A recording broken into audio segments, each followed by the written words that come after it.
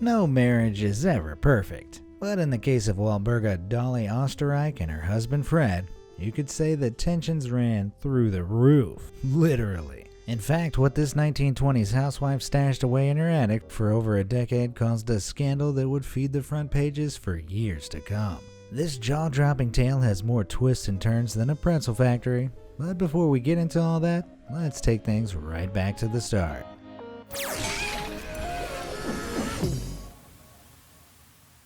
Dolly Osterreich was a Milwaukee housewife who always had a man in her life.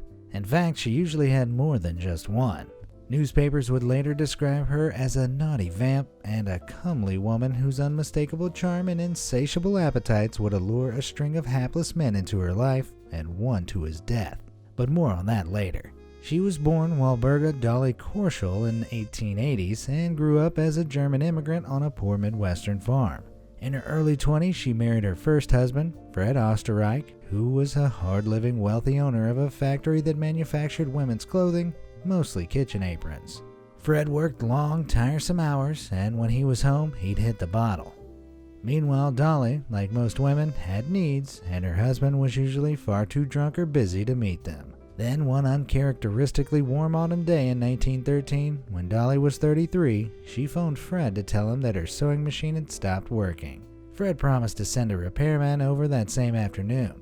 Enter 17-year-old Otto Sandhuber, an owlish, meek boy with blonde hair and blue eyes. Dolly must have guessed that Fred might send Otto because the teenager worked as a sewing machine repairman at his factory. And when Otto arrived at the Osterreich household, Dolly greeted him wearing nothing but a silk nightgown, stockings, and a spritz of her best perfume. I'm sure you can guess what happened next. The sewing machine wasn't the only thing that was seen to that day. Otto soon fell into Dolly's clutches, and the two began a lurid affair behind Fred's back. In the beginning, the seductress and the young repairman conducted their affair in a typical manner. They met secretly at hotels and at Otto's boarding room until Dolly eventually invited Otto into the Osterreich's marital bed. Now here's where things started getting complicated. No matter how subtle the pair thought they were being, neighbors soon picked up on their increasingly frequent trysts at odd times throughout the day. Dolly decided to throw people off the scent by telling them that Otto was her vagabond half-brother, but she knew their clandestine meets couldn't continue. Then she had her big light bulb moment. The idea seemed almost too crazy to work, but Dolly saw no other option. Otto should quit his job at the factory and move into the Osterreich's attic. Anyone in their right mind would probably laugh at that ludicrous idea, but not Otto. He was so love-struck that he agreed to sacrifice all interaction with the outside world just to steal some valuable moments with Dolly while her husband was out at work. Apparently, the boy had little family of his own to speak of and had grown to love Dolly like a mother. Besides, taking up residency in the attic space would eliminate the chances of nosy neighbors reporting any more comings and goings. In case you're wondering just how cramped it was, here's another tenant, Miss Nels Burgo, giving a little tour of Otto's private nest. To the scheming pair, it seemed like the perfect plan. Dolly put a padlock on the attic and kept the key to herself, telling Fred she wanted a safe place to store her furs. Otto spent his days concocting bathtub gin and making love to Dolly, and spent his nights by candlelight working on pulp fiction stories of adventure and lust that he hoped to have published someday. Otto was inspired by piles of books his mistress brought him back from the library, and possibly even saw his relationship with the much older woman as a pulp novel come to life. He was fed scraps from the kitchen brought up by Dolly, and earned his keep by carrying out household chores like changing sheets and scrubbing the floor spotless. Dolly and Otto's arrangement continued this way for 5 years, during which time Fred heard inexplicable noises, swore he saw shadows, and lost a few personal items, but ultimately never suspected a thing. Everything was going smoothly until in 1918, Fred told Dolly they were going to move to Los Angeles. Not to ruin the momentum, but oh boy, isn't this story a real nail-biter already? Are wacky historical tales like this your thing? If you're enjoying it so far, you should totally hit that like and subscribe button to let me know. Oh, and make sure to tap that bell icon so you don't miss out on any other content. Now let's get back to the juicy stuff. After a momentary panic, Dolly agreed to the move on one condition.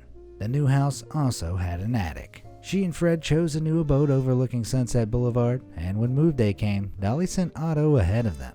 By the time the Osterreichs arrived, now 22-year-old Otto had already set up home in the new loft space. In LA, Fred and Dolly's relationship started to deteriorate as Fred's drinking worsened and tensions flared. On the evening of August 22, 1922, Fred arrived home in a temper and a particularly violent row broke out between the couple. Overhearing the argument and fearing for Dolly's life, Otto rushed downstairs brandishing two .22 caliber pistols. As you can imagine, Fred was bemused to find himself staring down the barrel of a gun wielded by his ex-colleague, who had just inexplicably presented himself from the attic and quickly flew into a rage. During the struggle, one of the guns went off and Fred was shot. Otto then fired 2 more rounds into Fred's chest for good measure. The illicit lovers had to think fast, so they hatched yet another scheme that would cover their tracks. Otto grabbed Fred's diamond-studded watch and locked Dolly in the closet. Then, once Otto had climbed back into his attic hideaway, Dolly began screaming until one of the neighbors arrived and called the cops. Although the police had their suspicions about the scene, they had no reason to doubt Dolly's story. She'd been robbed by a man who killed her husband in cold blood and made off with his diamond watch. Suddenly a widow, and now a whole lot richer, having inherited Fred's fortune, Dolly went and bought herself a brand new house. Although they finally had the opportunity to bring their relationship out into the open, Otto once again stowed himself away in the attic of his mistress's new residency. Maybe he'd become quite the fan of the whole small living thing. Who knows?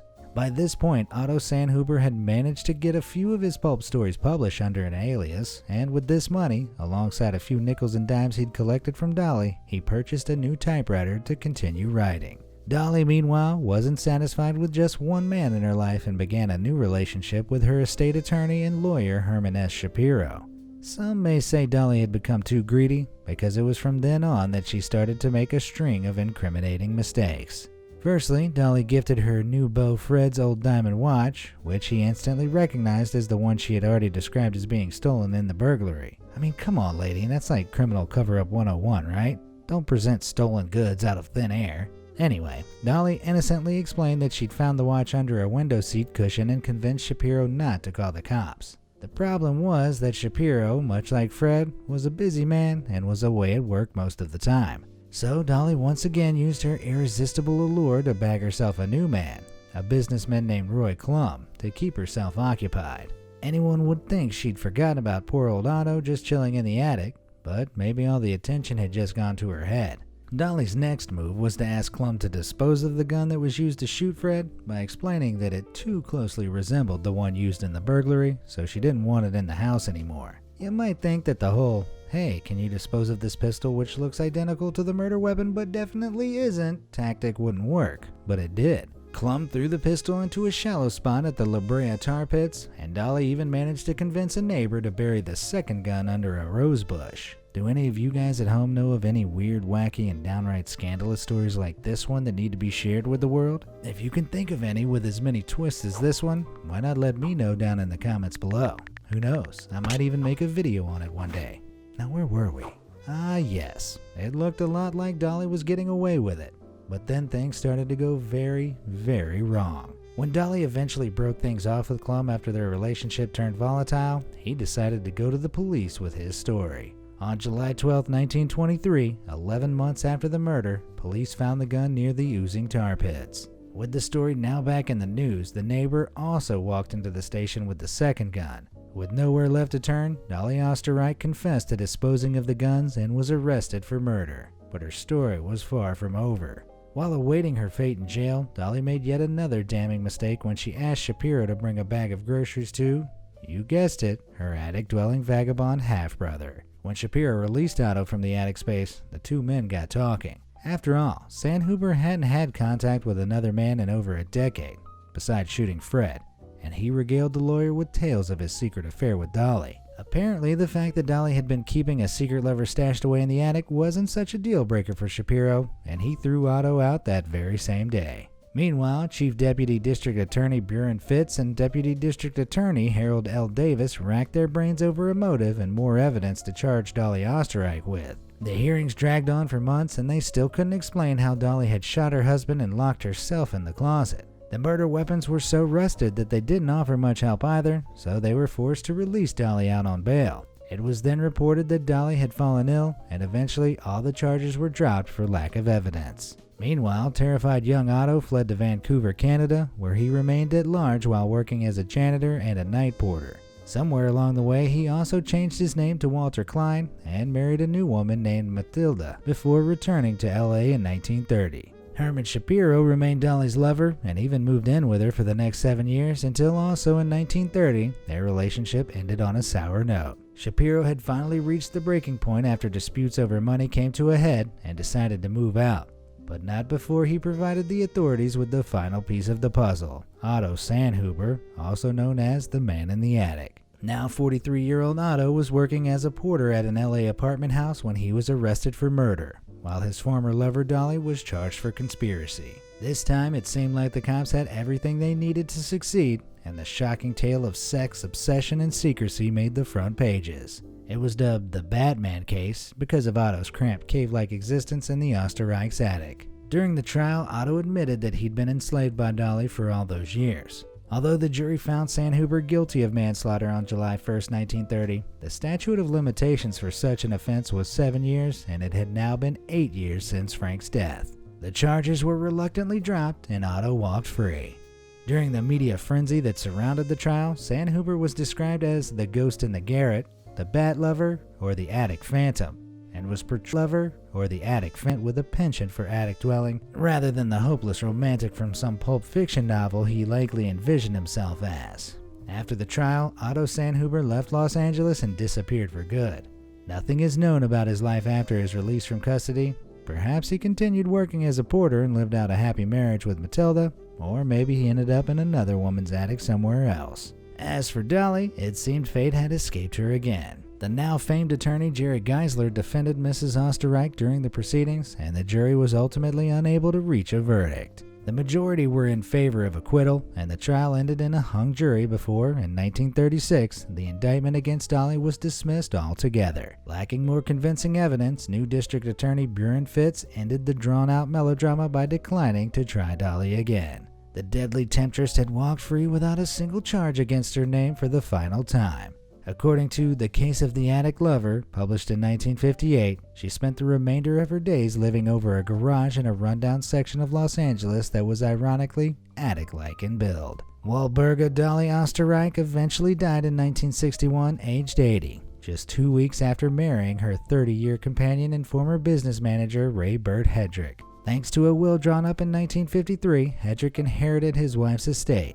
It made no mention of a certain Otto Sandhuber, the so-called Batman who had served Dolly for over a decade. Isn't it ironic that while Otto Sandhuber was squirreled away writing stories of lust, danger, and deceit, he was unwittingly living at the center of one of the most bizarre sagas in history? From the beginnings of the illicit affair to the harebrained stowaway scheme to the fatal gunshots and the desperate cover-ups that followed, it's safe to say that this tale really is stranger than fiction. If you're a real true crime junkie, why not check out this video next? You won't believe what happened when this little girl saw her own face on a milk carton at the store. Trust me. And as always, thanks for watching.